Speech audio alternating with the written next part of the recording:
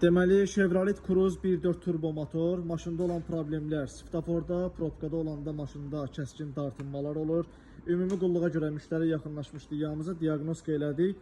Diaqnostikada hava çəkmə problemi göstərirdi, hava sistemi ilə bağlı problem göstərirdi. Smoke test eləmişik, burada bir dənə qarmoşka şlanqda çat var idi, oradan sızırdı əməlli başlı. O qarmoşka şlanqa göndərmişik, müştəri alsın, gətirsin. Bir dənə də yoxlayırıq, bax burada sizə bir problem göstərəcəm. Görürsünüz.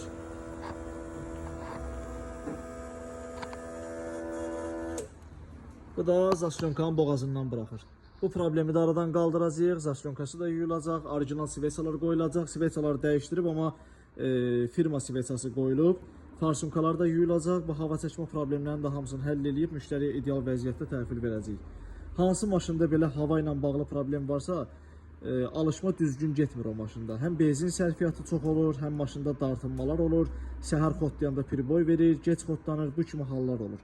Ona görə smoke test eləmək vacibdir, ümumi qulluq eləmək vacibdir. Hər bir şeydən öncə də diaqnostika eləmək ən vacibidir. Diaqnostika eləyib işə düzgün yanaşmaq lazımdır. İşin yekununda da maşını xodlayacağam, bu problemi də aradan qaldırıb paylaşacağım.